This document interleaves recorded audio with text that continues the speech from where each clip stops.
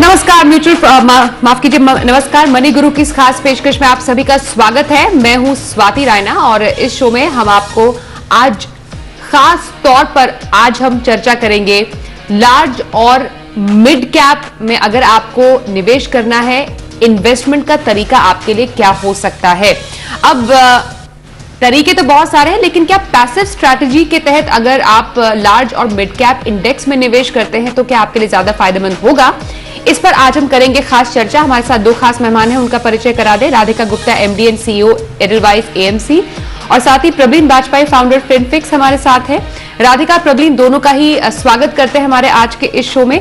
और शो में आज क्या खास हम चर्चा करने वाले हैं, सबसे पहले उसी पर एक नजर डाल लेते हैं। आज हम शो में खास तौर पर समझेंगे क्या है लार्ज और मिड कैप इंडेक्स में निवेश का ये सही समय, कैसे कर सकते हैं लार्ज और मिड कैप में पैसिव निवेश, इंडेक्स फंड को पोर्टफोलियो में कैसे आप करें शामिल, साथ ही Edelweiss large and mid cap index fund की खासियत।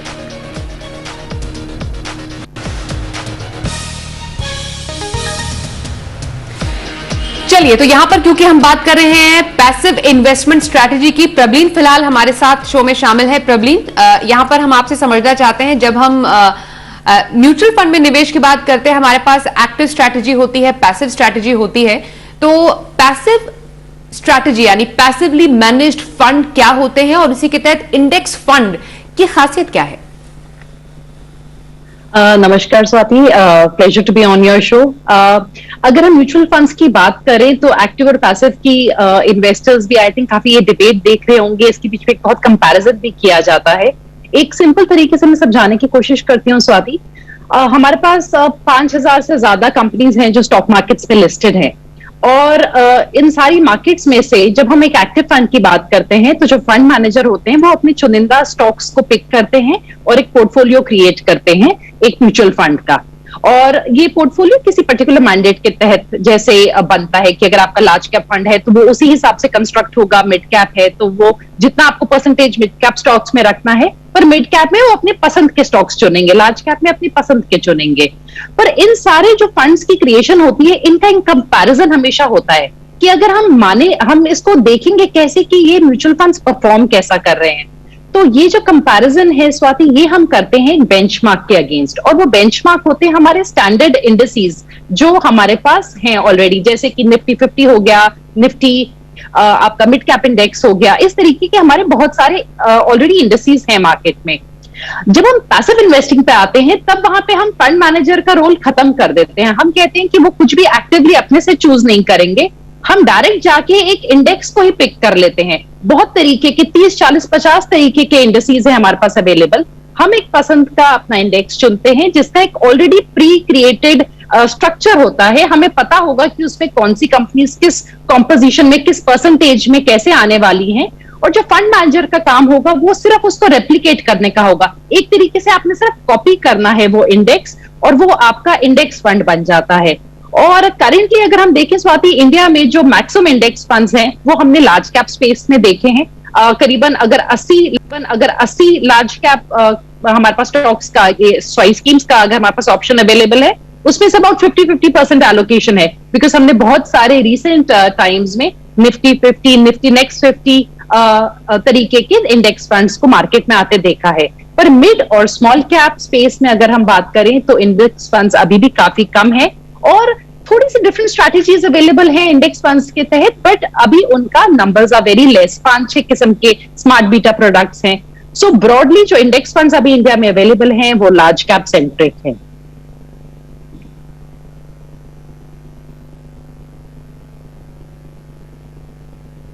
तो चलिए, यहां पर इंडेक्स फंड की बारीकियां हमने समझी कि इंडेक्स फंड क्या होते हैं, पैसिवली मैनेज्ड फंड्स की हम चर्चा आज क्यों कर रहे हैं। यहां पर राधिका हमारे साथ आई गेस जुड़ चुकी है। ओके, चलिए, राधिका थोड़ी देर में हमारे साथ शो में शामिल होंगी, उनसे बातचीत करें। उससे पहले हम प्रवीण से ही चर्चा को आगे बढ़ाते हैं। प्रवीण, यहां पर अगर हम लार्ज कैप का एक ओवरऑल परफॉर्मेंस देखें अगेंस्ट जो बेंचमार्क है उसका, इंडेक्स की बात करें, तो पिछले कुछ सालों में उतना ज्यादा इंप्रेसिव नहीं रहा है। क्या वजह रही है कि जैसा लार्ज कैप या मिड कैप कैटेगरी का प्रदर्शन होना चाहिए उससे वो कमतर ही रहा है? बिल्कुल, आपने बहुत रेलेवेंट पॉइंट को हाईलाइट किया है स्वाति। हमने पिछले कुछ सालों में देखा है कि जो लार्ज कैप फंड्स हैं वो अपने बेंचमार्क को बीट नहीं कर पा रहे हैं। तो जो कंपैरिजन है वहां पे वो शॉर्टफॉल हो रहा है, और इसके कुछ रीजंस है। पहले तो मैं आपको वो गिनाती हूँ। सेबी की रिकैटेगराइजेशन 2018 में हुई थी, जिसमें म्यूचुअल फंड के स्ट्रक्चर्स को काफी अच्छे से डिफाइन कर दिया गया कि लार्ज कैप फंड 80% अपना पैसा लार्ज कैप स्टॉक्स में लगाएगा, 20% वो किसी और मार्केट कैप में लगा सकता है, इस तरीके की। प्लस जो फंड मैनेजर्स होते हैं उनके पास एक मैक्सिमम परसेंटेज तक ही वो एक पर्टिकुलर स्टॉक में अपना पैसा लगा सकते हैं। जबकि जब हम इंडेक्स फंड्स की बात करते हैं, उनमें आपका जैसे अगर हम रिलायंस इंडस्ट्रीज का वेट देखें तो 11% तक भी जाता है, 12% तक भी चला जाता है। तो यानी कि जो आउट परफॉर्मर्स हैं उनका कंपोनेंट बड़ा होते चला जाता है इंडेक्स में, और हमारे जो एक्टिव फंड्स हैं उनका जरूरी नहीं है कि सेम कॉम्पोजिशन हो। जैसे कि एक टाइम ऐसा था जब जो एक्टिव लार्ज कैप फंड्स थे उनके पास रिलायंस इंडस्ट्रीज का एक एवरेज जो एलोकेशन था वो 4% था, जबकि निफ्टी में उसका एलोकेशन 10 से ज्यादा परसेंट का था। And this is a company जिसने पिछले 3 साल में अराउंड 29% एनुअलाइज रिटर्न्स दिए हैं। तो ऐसे में लार्ज कैप फंड्स का जो परफॉर्मेंस है वो मैच नहीं कर पा रहा है, स्कोप फॉर आउट परफॉर्मेंस बहुत कम हो गया है। और पिछले 5 साल की रोलिंग रिटर्न के बेसिस पे 90% लार्ज कैप फंड्स ने एक्चुअली अपने बेंचमार्क को बीट नहीं किया है। सो अगर हमने किसी इन्वेस्टर ने लार्ज कैप का एक्सपोजर लेना है तो डेफिनेटली एक simple strategy through index funds becomes easier, क्योंकि वहां आपके कॉस्ट कम हो जाते हैं और कॉस्ट कंपोनेंट भी कहीं ना कहीं आपके रिटर्न्स को अफेक्ट करता है। ऑल राइट, चलिए राधिका गुप्ता हमारे साथ शो में शामिल हो चुकी हैं। राधिका, आपका बहुत स्वागत करते हैं शो में। आपके शो में शामिल होने से पहले प्रबलीन से हम पैसिव इन्वेस्टमेंट स्ट्रैटेजी और इंडेक्स फंड की बात कर रहे थे। यूजुअली हम लार्ज कैप और मिड कैप कैटेगरी की बात करते हैं, लेकिन क्योंकि हम इंडेक्स फंड की बात कर रहे हैं तो क्यों हम ये चर्चा कर रहे हैं, आपसे मैं समझना चाहती हूं कि अगर किसी को लार्ज कैप और मिड कैप कैटेगरी का फ्लेवर भी लेना है लो कॉस्ट में और लॉन्गर टर्म में अच्छे रिटर्न के चलते, तो large and mid cap 250 index एक बेहतर ऑप्शन हो सकता है। बहुत बहुत शुक्रिया। I think I heard problems points and actually क्या है कि आज के दौरान में चॉइसेस बहुत ज्यादा हो गई हैं, और हमने देखा है बाजार में पिछले 1 साल में निवेशक बहुत आए हैं, नए नए निवेशक बाजार में आए हैं। ऑफन जब मेरी निवेशकों से बात होती है तो वो कहते हैं कि एक तो इतनी सारी कैटेगरीज हो गई हैं, इतने सारे फंड्स हो गए हैं, इतनी सारी एएमसीज हैं। हालांकि मैं खुद एक एएमसी को रिप्रेजेंट करती हूँ। तो अगर हमें एक साधारण तरीका चाहिए बाजार में निवेश करने का, तो हम कैसे करें इतनी सारी चॉइसेस से ना ओवरवेल्म होके। अब जब इंसान निवेश करना चाहता है तो या तो लार्ज कैप, आपने कहा लोग देखते हैं, लार्ज कैप के अभी तक प्रोडक्ट्स आए हैं लेकिन वो ज्यादातर 50 स्टॉक 100 स्टॉक्स में होते हैं, एंड लार्ज कैप जरूर एक स्टेबिलिटी देता है। दूसरी तरफ लोग मिड कैप की ओर देखते हैं, लेकिन मिड कैप्स में एक प्रॉब्लम है, एक इनहेरेंटली हाई रिस्क है। आम इंसान क्या चाहता है कि थोड़ा लार्ज कैप की स्टेबिलिटी मिले, थोड़ा मिड कैप की अपसाइड मिले। उसको हमने लगता है एक large and mid cap index जो है 250 उसमें ब्लेंड किया है। इस इंडेक्स की एक बहुत यूनिक बात है, इंडेसीज तो बहुत हैं एक्चुअली, BSE 500 है, NSE है, बहुत सारी इंडेसीज हैं। उन सब में अगर आप देखें, जैसे आप BSE 500 या NSE 500 देखें, चाहे 500 स्टॉक हो, लेकिन कंपोनेंट लार्ज कैप का 70-80% है। इस इंडेक्स की ये यूनिक बात है, 50% लार्ज कैप है, 50% मिड कैप है।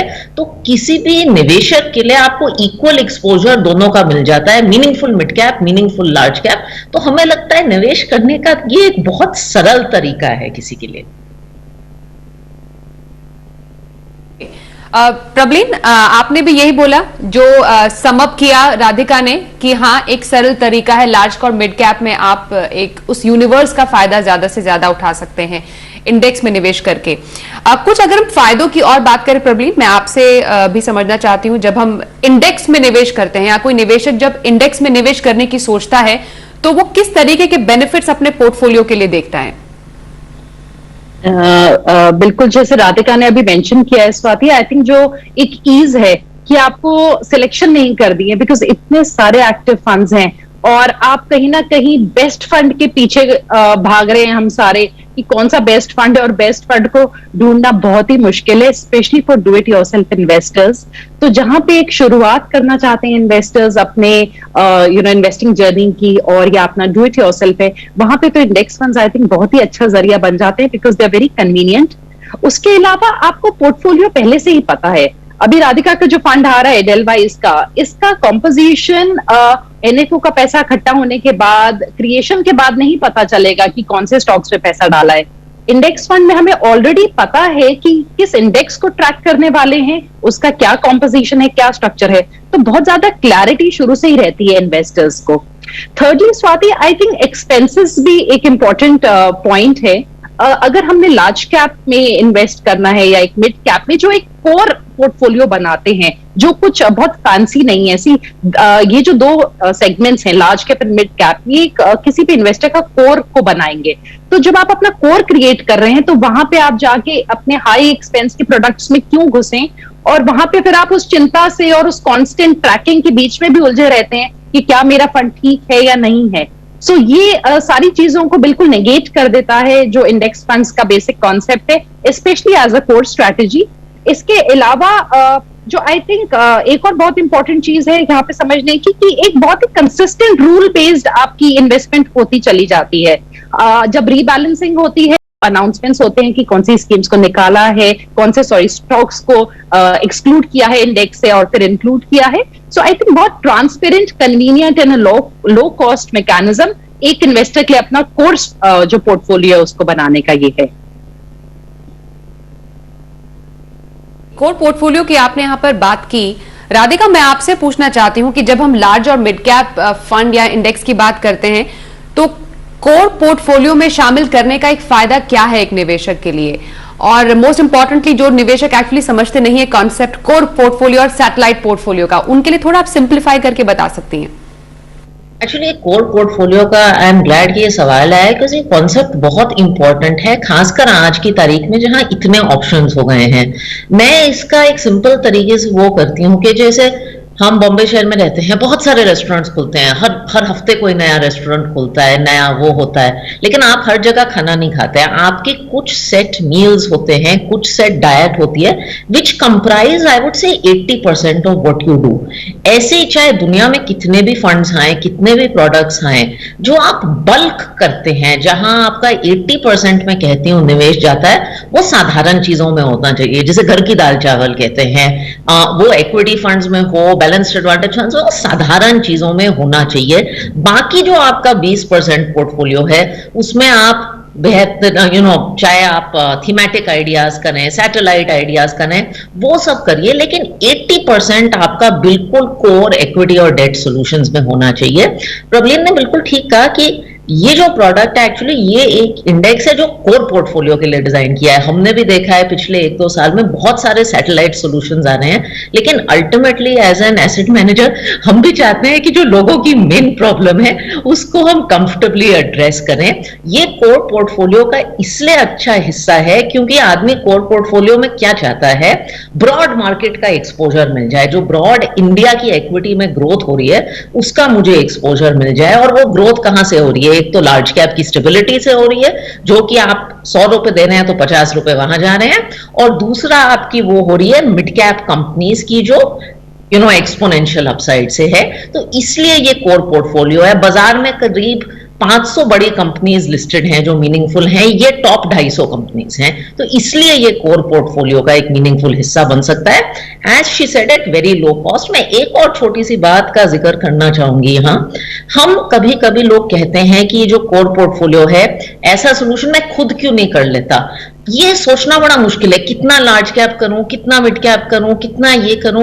ऊपर से आप जब ये रीबैलेंस करते हैं तो टैक्स का एक कंपोनेंट होता है, LTCG 10% होता है।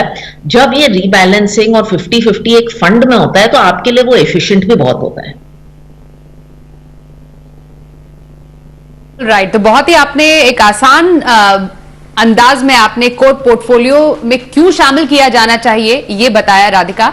अब यहां पर वक्त एक ब्रेक का है, ब्रेक के बाद हम बात करेंगे बाजार में कौन सा नया NFO एडलवाइस लेकर आई है, जिसकी आज हम चर्चा कर रहे हैं large and mid cap index fund की।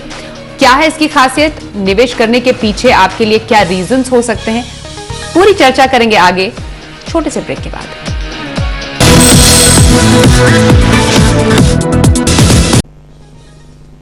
तो आज हम चर्चा करें लार्ज और मिड कैप में निवेश की, वो भी पैसिव स्टाइल में। हमारे साथ राधिका गुप्ता है एडलवाइस से और हमारे साथ है फिनफिक्स से प्रबलीन बाजपेयी। राधिका, मैं आपसे जानना चाहती हूं, किसी को अगर लार्ज और मिड कैप दोनों यूनिवर्स का बेस्ट से बेस्ट फायदा चाहिए तो इंडेक्स्ड फंड में निवेश एक तरीका हो सकता है, जिस पर हम चर्चा कर रहे हैं। और इसी के तहत एक नया फंड निवेशकों के लिए सामने है, उसकी खासियत जरा बताएं, क्या है एनएफओ और इसके पीछे लाने का मकसद क्या रहा? लाने का मकसद एक्चुअली हमने पहले large and mid cap index नहीं देखी, हमने जो प्रबलीन ने जिक्र किया ना कोर पोर्टफोलियो को, उसको सोचने का एक सोल्यूशन हम लोग देख रहे थे कि लोग हमसे आके पूछते हैं, खासकर डीआईवाई इन्वेस्टर, नए इन्वेस्टर, कि मुझे एक लॉन्ग टर्म एसआईपी शुरू करनी है, मैं कहाँ करूं? मुझे मैम आप एक इक्विटी फंड बताइए जहां से मैं मार्केट की शुरुआत करूं, मुझे ज्यादा कुछ पता नहीं है। तो हम उस सवाल का जवाब देने निकले थे और हाँ, फिर उसके बाद हमें ये large and mid cap index हमने देखी। हमें लगा पहले किसी ने इंडिया में इस फंड में कुछ लॉन्च नहीं किया है, it's a very meaningful index जैसे कि हमने पहले बताया, हेंस हमने कहा इस पे एक low cost index fund launch करते हैं। तो जो अभी एनएफओ खुला है वो एक इंडेक्स फंड का एनएफओ है, सीधी तरह इस इंडेक्स को मिरर करेगा। अगर आप 100 रुपए देंगे तो 50 रुपए इंडिया की टॉप 100 लार्ज कैप कंपनीज में जाएंगे और 50 रुपए जाएंगे इंडिया की नेक्स्ट 100-150 मिड कैप कंपनीज में। ये हमेशा 50-50 का रेशियो रहेगा जो कि हर क्वार्टर रीबैलेंस होता जाएगा। तो इससे आपको 250 कंपनीज का एक्सपोजर मिलेगा। और जैसे कि हमने कॉस्ट का जिक्र किया, ये एक बहुत लो कॉस्ट पे कंज्यूमर को प्रोडक्ट मिलेगा अपने कोर पोर्टफोलियो एलोकेशन के लिए।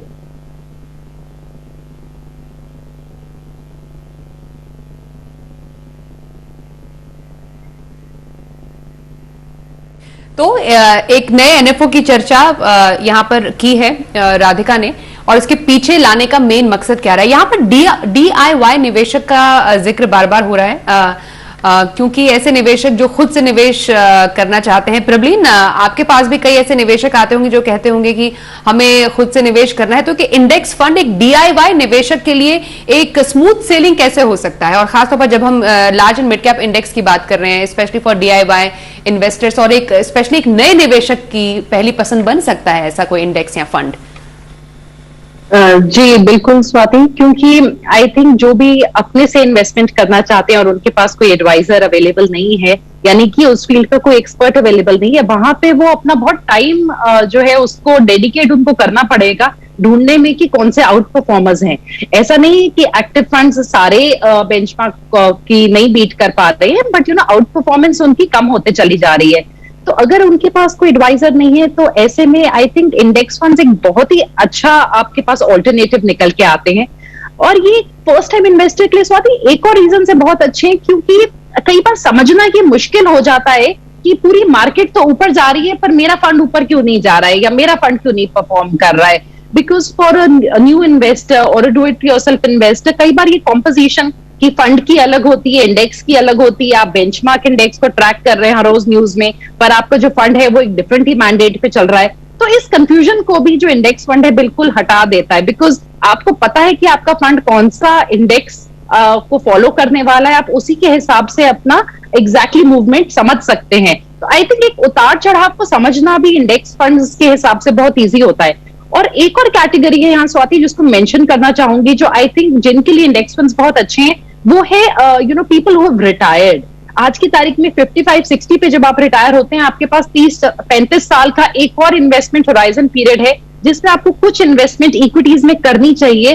बिकॉज अगर आपको इन्फ्लेशन को बीट करना है इंडिया जैसी कंट्री में, आप सारा पैसा अपना फिक्स डिपॉजिट में रख के उससे अपना घर खर्च नहीं चला सकते हैं। कुछ 20% या 30% एलोकेशन हम सलाह देते हैं कि आप लॉन्ग टर्म के लिए लगा के रखिए, ताकि अगले 15 साल बाद आप इन्फ्लेशन को बीट करके आपका पैसा कुछ ग्रो हो। तो आई थिंक उस कैटेगरी ऑफ इन्वेस्टर्स के लिए भी, जहां पे उन लोगों के लिए बहुत मुश्किल है नए नए प्रोडक्ट्स में घुसना, चेस करना फंड्स को, आई थिंक इंडेक्स फंड्स एक बहुत अच्छा ऑल्टरनेटिव निकल के आते हैं। एंड दिस पर्टिकुलर प्रोडक्ट मेरे ख्याल से यहाँ पे जो एक बैलेंसिंग है ना 50-50, I think that actually solves a lot of problem, क्योंकि अभी तक से हमारे पास जो मेजर इंडेक्स फंड्स है वो सारे लार्ज कैप सेंट्रिक है। और लार्ज कैप्स में हमारे कुछ ना कुछ एक्टिव फंड्स में भी हमेशा एक्सपोजर होता है। तो I think it's a very nice combination जो ये पर्टिकुलर इंडेक्स को लेके आया है रेलवाइज। ऑलराइट, राधिका, एनएफओ पीरियड में कौन निवेश करे, ये मैं आपसे खुद समझना चाहती हूं, क्योंकि क्या एनएफओ पीरियड में निवेश करना एक पर्टिकुलर निवेशक के लिए सही होता है या एक नया निवेशक भी एनएफओ की तरफ देख सकता है? ये कंफ्यूजन मन में जरूर रहता है, क्योंकि एक उत्साह जरूर रहता है, नया फंड मार्केट में आया है, प्रॉस्पेक्ट्स बहुत अच्छे दिख रहे हैं, इसलिए निवेश करने की चाह जरूर रहती है। लेकिन एनएफओ पीरियड में निवेश कब करना सही रहता है और कब थोड़ा इंतजार कर सकते हैं? तो मैं आपको एक very non asset management CEO का आंसर देने वाली हूँ, क्योंकि मुझे लगता है, एंड हालांकि ये मेरा एनएफओ है, हर आदमी को सोच समझ के निवेश करना चाहिए और अपने मुताबिक निवेश करना चाहिए। कोई इन्वेस्टमेंट प्रोडक्ट ऐसा, पहली बात तो if you are looking to invest in this product, आप इसके रिस्क और रिटर्न बिल्कुल अच्छे से समझिए, और अगर ये आपके कोर पोर्टफोलियो में फिट है और आपको समझ आ गया है तो आप जरूर एनएफओ में निवेश करिए। अगर आपको समझने के लिए और टाइम लगेगा तो आप एनएफओ के बाद निवेश करिए। कोई भी इन्वेस्टमेंट अपॉर्चुनिटी, चाहे ये फंड हो या कोई भी और फंड हो, वो भागी नहीं जाती, क्योंकि ये ओपन एंडेड फंड्स हैं, तो एनएफओ के बाद भी खुलते हैं, और ये मेरा एनएफओ मैं तभी भी कह रही हूँ। तो अगर ये आपके कोर पोर्टफोलियो का हिस्सा बन सकता है, अगर आपकी रिस्क रिटर्न गोल्स को मीट कर सकता है, और अगर आप इसे अच्छे से समझ गए हैं प्रोडक्ट को और बहुत सारी जानकारी है, तो आप जरूर एनएफओ में निवेश करिए, ऑल्दो ये उसके बाद भी खुलेगा। ब्रिलियंट राधिका, आपसे हमने समझा कि हाँ, डेफिनेटली एक कॉमन मैन के पर्सपेक्टिव से कि एनएफओ में निवेश आपको कैसे करना है, कब करना है और क्यों करना है, और कितना इंतजार आपको करना चाहिए। पर Prableen, index fund in general जब हम उस पर निवेश की चर्चा करते हैं तो एक एडवांटेजेस, फायदों की तो हमने जरूर चर्चा की, लेकिन कुछ बातों का ध्यान जो रखना होता है, हम डिसएडवांटेजेस या नुकसान तो नहीं कहेंगे, लेकिन कुछ जो एक टू डू और डोंट लिस्ट होती है वो हम लिखते हैं जरूर अपने निवेश से पहले, तो वो इंडेक्स फंड के मामले में क्या होगी? स्वाति, सबसे पहली बात तो ये, कई बार इन्वेस्टर्स को ऐसा लगता है कि इंडेक्स फंड है ना तो ये रिस्की नहीं है। ये पता नहीं क्यों ये एक नोशन सा है थोड़ा सा बाजार में, मुझे लगता है। तो ये बिल्कुल बात समझने की कि इंडेक्स फंड तो टोटली ही मार्केट में पूरा टाइम इन्वेस्टेड है, आपका पूरा पैसा जिस एलोकेशन पे वो पर्टिकुलर इंडेक्स है। तो जितना कोई भी इक्विटी फंड रिस्की होगा, इंडेक्स फंड्स उतने ही रिस्की हैं। तो ये रिस्क कम नहीं करते, जैसे राधिका ने बताया, तो रिस्क को समझना बहुत जरूरी है। सो रिटर्न वाइज हम बोल रहे हैं कि वो आपको इंडेक्स के रिटर्न्स दे देगा, एक्सपेंसेस और जो कोई थोड़ा बहुत अगर ट्रैकिंग डिफरेंस होगा उसको निकाल के, पर यहाँ रिस्क एलिमेंट होगा, बिकॉज जो वेरी नेचर ऑफ इक्विटीज है उसमें वोलेटिलिटी इन्वॉल्व है। तो इस चीज को समझना जरूरी है। जो ये पर्टिकुलर इंडेक्स फंड है, ये एक अगर हम लार्ज कैप इंडेक्स से कंपेयर करेंगे तो थोड़ा सा ज्यादा वोलेटाइल हो सकता है। तो ये भी दूसरी बात है जो इन्वेस्टर्स के समझने की है। तीसरी चीज स्वाति, टाइम होराइजन लंबा रख के चले, और जो डाउन टर्न्स आते हैं वहां पे इंडेक्स फंड्स आपका डाउन टर्न में आपके जो लॉसेस है उनको कैप नहीं कर पाता है, लिमिट नहीं कर पाता है, क्योंकि ये टोटली इन्वेस्टेड होते हैं। लार्ज कैप फंड्स में कई बार पॉसिबिलिटी होती है कि जो फंड मैनेजर है वो इस तरीके की कॉल्स ले, कैश कॉल लेके रखा है, या उनने उन फंड्स में उन स्टॉक्स में पैसा लगाया है कि ड्यूरिंग द डाउन टर्न वो उसको थोड़ा सा कंटेन कर लेते हैं जो डाउनसाइड है। इंडेक्स फंड्स में ऐसा नहीं होता है।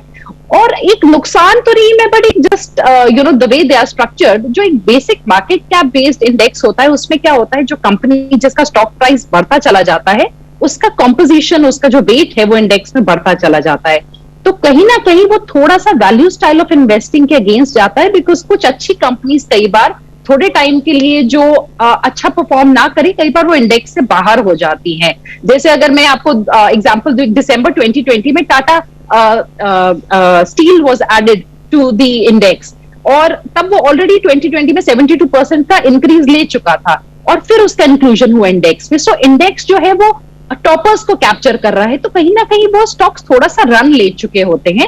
सो sometimes the buying can be at inflated prices, but ये जो पर्टिकुलर इंडेक्स है मैं इसमें ये बोलूंगी बिकॉज ये 50-50 वेटेज देता है, और अक्सर लार्ज एंड मिड कैप जो स्टॉक्स हैं वो डिफरेंट तरीके से परफॉर्म कर रहे होते हैं। There is I think a better mix of growth and value as compare to a pure large cap market cap based index.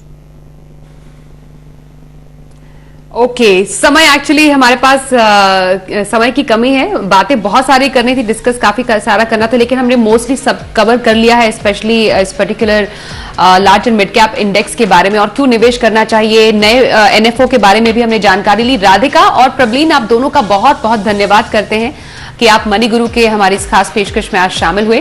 तो आज के इस एपिसोड में बस इतना ही। वक्त एक छोटे से ब्रेक का हो गया है, पर खबरों का सिलसिला जारी रहेगा। देखते रहिए जी बिजनेस।